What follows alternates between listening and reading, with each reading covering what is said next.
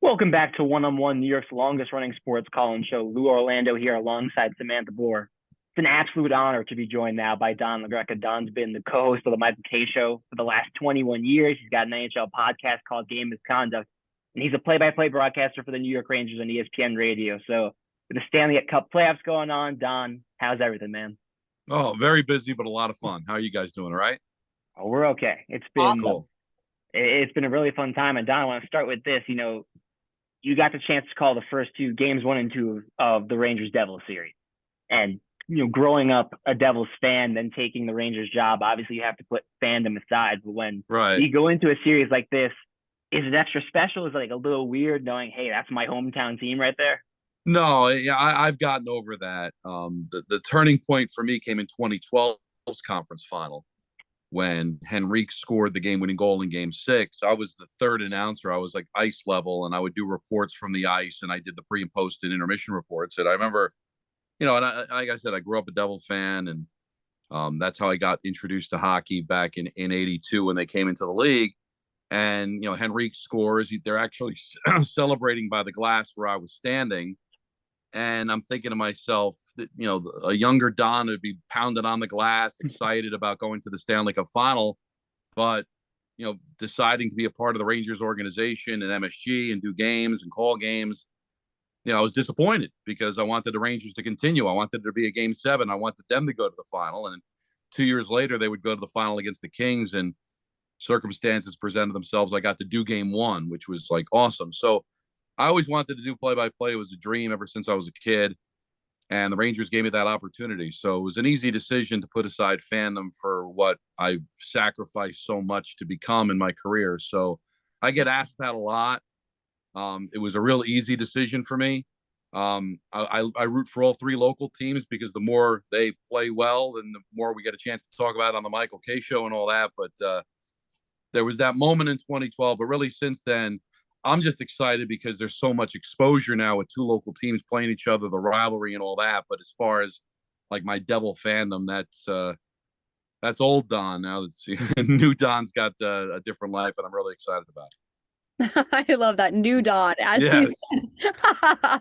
I think that's so funny. You mentioned a couple of things in there, obviously, that you've done that are really exciting. Obviously, with the 2014 Stanley Cup Mhm. playoffs, you got to call a game there. And then obviously you're on the Michael K Show. And so I guess on that, you are a big hockey fan. You host that podcast, but you don't get to talk about hockey probably as much as you'd like on the Michael K Show. We get that it's like the 4th sport nationally out of the like big 4, as people call it. But do you ever get kind of frustrated with the lack of attention or interest in the NHL? And, we're seeing it pick up, but especially now. Oh yeah, definitely. Well, that's how Game Misconduct was born, because I wanted an outlet to be able to talk about the sport. And I understand its pecking order, although you're right. I mean, when you look at the numbers for this series, it's at time on Tuesday they outrated all the other sports going on at the time. That includes Knicks, Cavs, includes Yankees, and the Mets. So it's definitely on the uptick for sure. But yeah, on a daily basis, there's going to be more Knicks and Giants and Jets. You look at the draft with Aaron Rodgers, the Knicks have a chance to close out the Cavs. Yankees offense struggling. It's very difficult to have it be high in the pecking order. So that's why Game Misconduct started, because I had too much information I needed to get out. So I started doing it every day, but then it came a little too much once I started having the twins, that I do it 3 days a week. But if we talked more hockey on the Michael K Show, there probably wouldn't be a podcast. I do feel like one of my frustrations with hockey as kind of the sport at the national level is that I really feel like the sport is so awesome. And it was funny talking to the kid that ended up being the Islanders beat reporter for us this year. Came up to me and said, hockey wasn't on my radar. I didn't care about it. Then got to cover the games and was like, I'm all in. This sport's awesome. And it feels like the way people talk about sports nowadays, where some of the toughness and grit that they think is lacking, like feels like hockey has all that fighting Yeah. and they have the speed, they have all that. What's been the missing link, do you think, between the NHL and the fans that they need to connect to? Oh, well, listen, I was in that boat. I didn't really become a major hockey fan until the mid 80s. My girlfriend at the time had season tickets to the Devils, and we started to go. And then the Devils made the run to the conference final in '88. And that's when I really fell in love with the sport. I was a Giant fan, Met fan. Those were the 2 sports that I was really into. And part of the reason was my dad didn't grow up a Ranger fan or a hockey fan at all. It wasn't a sport that we play. You know, we play baseball, we play basketball, we play football in some way, shape, or form. But hockey here from where we grow up, I mean, yeah, maybe you play some street hockey or whatever, but you don't get to play. You're not exposed to it. You know, I made the example when you consider the percentage of people that have not played the sport, when you consider how few Americans relative to the other sports play it, it really shows you how great the sport is, that it has the exposure and the interest that it has, because there's so many disadvantages. Everybody grows up around football, basketball, and baseball. They have it on their at school, and it's available to them in high school and college. It's constantly on television. But when I grew up, the Stanley Cup, the '79 Stanley Cup final was on pay-per-view around the country, and you only watched it on MSG. Even when the Rangers won in '94, there was national coverage, but the games were on MSG. You know, that seems unheard of now, because that's how much the sport has grown over the last 30 years. But it's just skating, the availability of ice, how much we're exposed to it is so much less than the other sports. And that's, I think, why it lags behind. But because of three teams that have played well, you see more and more kids playing the sport. Video games certainly help the exposure of people to hockey. That you're starting to see that it's growing at a much different level. So it's such a disadvantage. But when you look at all the disadvantages it has, not a great television sport, right? It's difficult to follow the puck, and yet it's got the following that it has. It just shows you how incredible the sport is once people are exposed to it. Absolutely. And, there's a lot of loyal hockey fans. Like when you're a hockey fan, it's like people care. You be a casual baseball fan, a casual football fan, but like, man, hockey fans are all in, to say the least. Yeah, and a lot of that is because you've got to work to get the information. You know, God, you can't turn on ESPN without being inundated with football information and basketball information, and baseball's ingrained into, I think, every sports fan's psyche. But hockey, you really got to look for it. You really got to. It's not in your face like it is the other sports. And I don't know if you guys are music fans at all, but I kind of compare hockey to heavy metal. Like heavy metal fans are very loyal because it's not on terrestrial radio. It's not on commercial radio. You got to hunt for the music. And so people are diehard because they worked harder to hear and be exposed to that. Hockey's the same way. You just don't turn on this TV. You don't just turn on the radio and be inundated with that information. So the people that hunt for it really appreciate it. I'm curious from a local perspective, because I do feel like New York is one of the better hockey cities in the United States in terms of how passionate and how many fans there are. But especially you see a season like this where, hey, Rangers, Islanders, Devils all make the playoffs. Are we closer to seeing maybe a sustainable intake in fans? Because I think you heard last year on your show, people calling in being like, I'm not a hockey fan. I'm tuned into this Rangers playoff run. Like, how close are we to seeing those people tune in for more than just the playoffs? Oh, very close. I mean, a lot of it has to do with the success of the Rangers. The Rangers are the team that really moves the needle. No offense to the Islanders or Devils, but the fan base is hockey fans. The majority are Ranger fans, and it's been a while. This team hasn't won a cup since '94. That's going on 30 years now. They've been good. They've been consistently good. They've had some stars, but you're seeing like there was actually more. The viewership was better for the Rangers than the Knicks this regular season, because the Rangers actually have some stars. I mean, Panarin, Zibanejad, Kreider, Igor Shesterkin, I think, has captivated a lot of the fans. But you need to be able to have that team be good. Like, you look at the Yankees, how they're in the playoffs every year. They're competing for a championship every year. If the Rangers can get to that level, ever win. I mean, I saw it in '94. I saw how this city came together, how, millions of people went to the parade. And then, unfortunately, right after that, they had a lockout, and then the Rangers didn't make the playoffs for a long period of time before they came back after the lockout. So if they can sustain that and ever win a championship, then I think more and more people will be exposed to it. It'll never be what the other three sports are, but that could be where you really see a lot of fans begin to gravitate if the Rangers can ever finally win the Stanley Cup.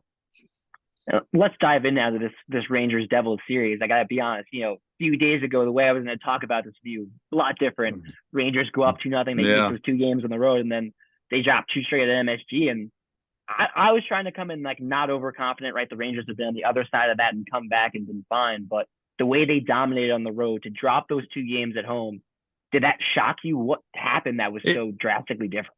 Well, it Surprise is probably the better word, more than shocked, because hockey is just a very difficult sport to prognosticate. But people were asking me after those first two games, can there even be a game six? And I'm like, I'm probably not likely. I mean, 10-2 was the score, and the Rangers are doing whatever they want on the power play. The Devils just looked overwhelmed, inexperienced. But putting Schmidt in kind of changed the dynamic a little bit. Scott Gomez said, I was talking to Matt Lachlan, the radio voice of the Devils. He said they had Scott Gomez on, and Gomer said, what's interesting about changing the goaltender, it just changes the complexion. When you're getting killed, you're down 2-0, you just need a change. You need to walk in that locker room knowing something significant is different. And they've played well in front of them. Well, I've seen it before where I'll call games that where the backup goaltender is in, and just the team seems to play better in front of the backup goaltender than the starting goaltender. It crystallized, I think, what the Devils needed to do. And they've done a great job on the penalty kill, because that's been the big difference. When you look at the first two games, if you took all those power play goals away that the Rangers scored, the 4 goals from Kreider, the Rangers still would have won, but it wouldn't have been as dominating a performance. Well, now what happened? Rangers go 0 for 8 on the power play at the Garden. The games are close. 1-goal games into the third, and obviously game 3 in overtime, and they lose. So there really isn't that big of a difference, except for the fact that, they haven't been able to convert on the power play. They haven't played as well 5-on-5, and I did think they were a little sloppy last night. They didn't complete a lot of passes. They just looked like they lost a little confidence, and the Devils have gained confidence with these wins, and now you got a series. And the good news is the Devils have been really good on the road, not so great at home. This is a team that lost 8 straight games at home during the course of the regular season. So maybe the fact that there's home ice disadvantage for the Rangers can actually work to their advantage. But still, not a lot of room for error. It's a best-of-3 series now, and it could slip away if they're not careful. Yeah, what's been funny the last couple days especially is everyone always says, like, a series doesn't start until you lose at home. Well, right now, a series isn't starting until you win Right. at home. That's kind of the narrative we're seeing, which is really funny that the series has gone this way, with obviously both teams winning on away, although away is just across the river. But you mentioned last night, kind of a messy game altogether for the Rangers. Lou and I were watching that one and making our own comments at home for sure. But Gallant called out the team in the post game, especially the offense for their lack of effort. And, he didn't really see that hunger and that drive that he wanted for them, particularly in that game. So, does this team at this point kind of get the benefit of the doubt? And do you think that when they go back to Jersey, they'll be able to flip that switch? Or do you think the momentum is kind of shifting in the Devils' favor at this point? There's no question the momentum has shifted. The question now is, how do you get it back? What's going to be the turning point? What's going to be the moment that's going to swing the momentum back in the favor of the Rangers? And I go back to the power play, because that's been the big difference. You go to game 3. Kane takes that penalty 22 seconds in. The Devils don't score. I mean, that was the narrative. The Devils not scoring. And then 5 minutes later, McLeod takes the boarding penalty. Rangers go on the power play. And I remember talking, I was actually sitting next to John Giannone from MSG. I said, Rangers score here, this series is over, because the narrative continues. Rangers scoring on the power play, Devils missing their opportunities. And then you fast forward, they end up going 0 for 5 on the power play, and it just changed the complexion of the game. So maybe it'll take a power play goal. Maybe it'll take a huge save by Igor, because I don't think either goaltender has been overly tested. I think both have been good. Schmidt's been good, but nobody's standing on their head in this series by any stretch of the imagination. Just something to kind of change it. And hopefully the Rangers can get that. They've been in this situation before. Obviously in a negative way against Tampa, where they had the 2-0 series lead there and a lead in game 3 and let it get away. It's eerily similar now, what's happening now that the series is even at 2 games apiece. So maybe they can draw from that experience, but they just need something positive and gain the momentum. We had Henrik Lundqvist on before the series started, and the big theme was how much more experienced the Rangers were than the Devils. I think the Devils had 399 games of postseason experience in the lineup for game 1, and 138 of those games were from Andre Palat. So they had a lot of guys that just didn't have any experience. And Hank said the big thing is that when you're experienced, there's a lot of ebbs and flows and momentum changes in a series, is not to get too caught up in that, both positive and negative. So we'll see if the Devils get a little too high on themselves, like maybe the Rangers did after their first 2 wins, and how the Devils now will handle being in control of the series. They were the favorites coming in.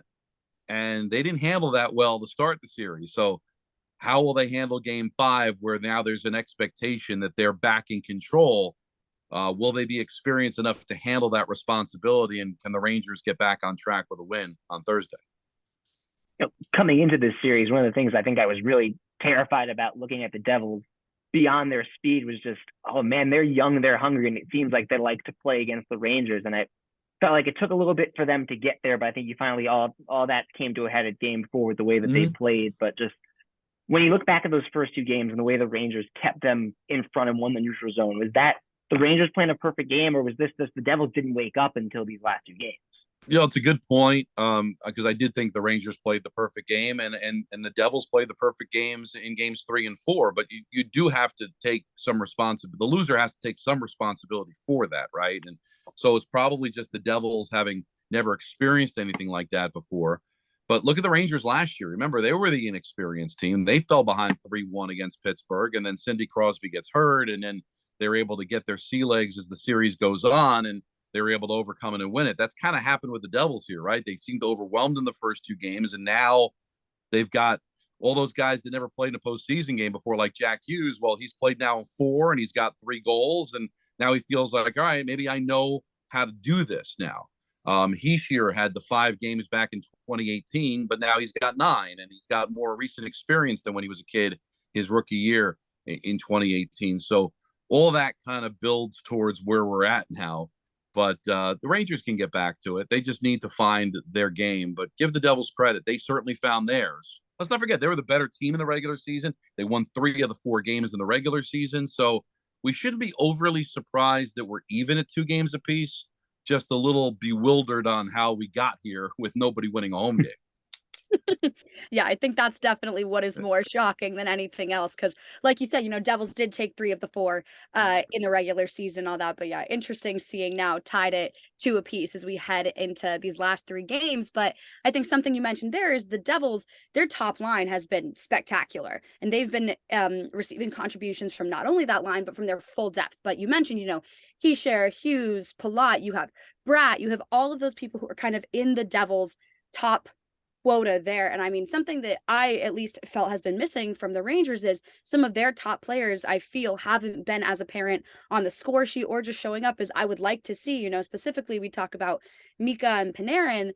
I feel like I'm used to seeing them come out full force, but right now, for me, the difference makers are, the kid line, and then obviously Chris Kreider on the power play. So I guess, do you think that Rangers top line is something that's missing right now, that maybe once they start firing, it'll get a little bit more even and head into this next game? Well, that was always the question with Panarin last year, even in that Pittsburgh series. He finally won the series, but that was on a power play goal. Like, can they play better 5-on-5? And as skilled as they are, they don't generate, I think, as much as they should 5-on-5 the way they do on the power play, or even shorthanded like last year, all those shorthanded goals that Kreider had. Yeah, Panarin's got to hit the net. Zibanejad's got to be better. And I think they will be. They're just too talented to be completely, blanked here. But you're starting to run out of time too. There's only, potentially 3 more games, so you got to get their act together too. And interesting what Gallant will do for Thursday, because he moved Trocheck on the top line, dropping Zibanejad to play with Tarasenko and Panarin. So will that be the combinations he goes with in Game 5? Trocheck did score the goal, so it did seem to work there. Or will he go back to the other lines? Gallant's done that all year of shifting lines around. But good observation by you. The kid line was terrific in the playoffs last year. They've been good so far in this series, but they just got to get into a bit of a groove 5-on-5. Kreider's got 5 goals, but 4 of them have come on the power play. Nothing from Zibanejad, nothing from Panarin. That was Trocheck's first goal of the series. Tarasenko had the great goals in the first 2 games of the series, but nothing since. So they've got to get their thing going. Devils deserve a lot of credit for clamping down and not giving them a lot of room to do it, but they've got to find a way. Your best players have to be your best players, and this team is not going to go anywhere without Panarin and Zibanejad being at the level that they were for the majority of the regular season. These are 2 90-point scorers. You got to do more than what they've done in the first 4 games. I do want to touch on the wider scale playoff stuff very briefly, but one last question about Rangers Devils. The longer this series goes, who is it favor? Oh, clearly, I think it does the Devils, because of the fact that each game now becomes another new experience for them. Now they went through their first playoff game. Now they went through their first road playoff game. Now they're going to experience the atmosphere of taking a lead for the first time. Like, all these are little checkpoints that they can now say that they've accomplished. So, yeah, you're letting this team hang around. So you say the longer it goes, well, then you're suggesting the Devils will win another game. It'll go 7. Well, if it goes 7, that's pretty scary for the Rangers. And let's not forget this too. The long journey for the Rangers is to make a long run, right? Playing extra games in the early rounds are killer. They had to play 14 games last year when they got to the conference final, and they looked spent by the time they got to game 3 of that Tampa series, and I think that really led to them losing. So even in 2014, they had to play all those game 7s in order to get to the Kings, and the Kings didn't have to play as many games, and you clearly saw that they were the more rested, better team. If Carolina wins tonight, they're going to be sitting around waiting for the Rangers and Devils to maybe beat each other up for another week. That's going to hurt the Rangers as far as the long journey that they're trying to take. So they had an opportunity to make it a short series and pace themselves, and now they might find themselves in a 7-game series. Well, a beat-up Carolina team is going to get a week of rest before round 2. We've got, the round 1 of NHL playoffs happening. A lot of people feel like that's sometimes the most entertaining round, especially the way they do it now, where you have a lot of conference matchups. For me, I think the best series has been Oilers-Kings. 3 of the 4 games have gone into overtime, but I know you and producer Anthony Pusick, who's an FDD alum, you've both been big on the Oilers going into this series. How about the Kings being able to hang with them despite the Oilers coming in with all that momentum? Yeah, it's crazy. We get caught up in the regular season, but remember, these two teams met last year in the playoffs, and it went 7. So I love the Oilers, but they've given up leads, and then the Kings obviously blew the 3-0 lead in the last game. So it's just, there's so much talent on the ice. The resurgence of Kopitar has been fun to see. Kempe is having a surprise season for them. But boy, it's just fun to watch the Oilers and the way Draisaitl and McDavid play, and the production they're getting from Kane and even Nurse on the blue line. And just, if Skinner can play a little better, I think they could be in good shape. But that's a war. Toronto and Tampa's a war. You could be upset about the Rangers blowing this 2-0 series lead, but look at Colorado. They're the defending Stanley Cup champions going up against basically an expansion team, and they're even at 2 games apiece. So it's crazy. The regular season is one thing, but the postseason is just so much fun. Trying to predict these series are crazy. So as crazy as or bad as it looks for the Rangers, I mean, there's a lot of other teams that are probably in series they didn't expect to be in, and Colorado's probably right at the top of the list. Oh yeah, I'm from Colorado. That's my home state and my home. Okay.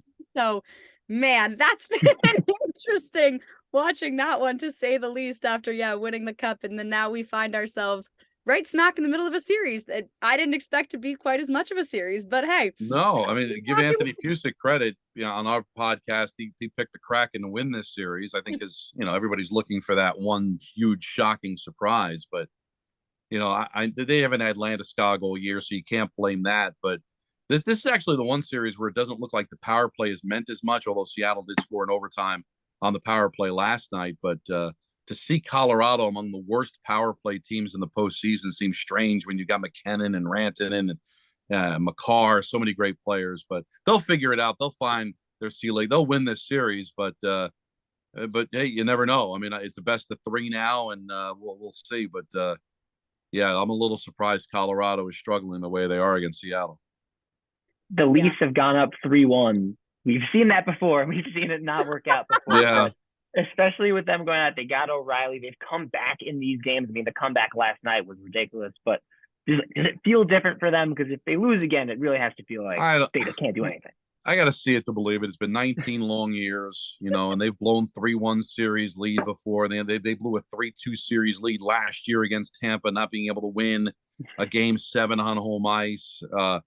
Tampa's got a heart of a champion. I expect them to kind of fight back in this series, but I did pick Toronto to win. I think this is a different year, a different feel than it has been in years past. Those young players like Marner and Matthews have grown and matured and hopefully have learned their lessons. Tavares has been good for them too. So, and plus Tampa's played so many games over the last few years that at some point it's got to come to an end, right? And maybe this is it, but you look at 3-1, and if there's a team that can blow a 3-1 series lead, it certainly can be Toronto, because they love breaking the hearts of their fans. But and that's going to be important too, because if Boston wraps things up on Wednesday, and Toronto can finish off Tampa, then you've got two very well rested teams playing. But if Toronto messes around here and Boston finishes things off, they can get Bergeron back. They can rest Allmark, who doesn't look like he's 100%, and really put Boston in a really good position to be able to make a run here. So it probably behoove the Leafs to try to end this quickly, but at the same time, just winning anyway would be good. It's been 2 decades since we've seen them in the second round. Yeah, on that, I know you're a Mets fan, and that's a tough life to live, as I am one as well. But it's tough being a Toronto fan as well at this point. So, nightmare scenario, hypothetically, Toronto loses this series. Do they just have to accept that they're cursed? Like, at that point, what do you even do? I don't. Yeah, you're right. What do you do? Because you've already changed coaches and general managers, and you've changed goaltenders. I really don't know what you would do. Honestly, it's cursed would have to be, because now you're going 20 years, right? Where they haven't been able to get out of the first round. Now, a lot of it has to do with the fact that they've always seemed to be up against a quality opponent in the first round, right? I mean, Tampa, Boston, these are the teams that they lose to, but still, they've got the firepower. I thought their blue line has been better than in recent years. I I don't know what you do. They thought they had the goal. The goaltending's still kind of in flux, though, right? I mean, it's still not the best goaltending you can possibly get. So maybe that's an area, but good luck finding that, right? I mean, Edmonton was looking for a guy, and now they went with a rookie in Skinner this year. And there's only so many Vasilevskis and Shesterkins and Sorokins out there to get. But yeah, I said this to somebody. It's like, if the Jets don't make a run with Aaron Rodgers, then maybe I think you'd have to say, all right, you know what, it's never going to happen. You're just cursed. If the Leafs blow another 3-1 series lead, then you just throw your hands up and you say, you know what, maybe it's just not ever meant to be again, because I don't know what you could do about it. I feel like from a station perspective, so we ended up talking a lot about the Eastern Conference because Rangers, Devils, Islanders, talking with the local teams. And also it felt like for a while the East was so much better than the West. But I think you looked at where the West ended up this season heading into the playoffs, you felt like there are a lot of interesting teams in the mix there. And I'm just curious, I know especially with Boston on the other side, is there anyone from the West that you really feel confident coming out there and maybe having a chance to win the Cup? Well, the two teams that I felt the best about were Edmonton and Dallas. Dallas is kind of ignored a little bit, but they're very deep, both on their blue line and scoring wise, and Ottinger's been really good in goal. But here they are in a struggle with Minnesota. I thought they would make short work of the Wild, and yet they're still in a struggle there with Minnesota. So, but Dallas and Edmonton were the two teams. No offense to your Avalanche, but it's difficult to win back-to-back cups.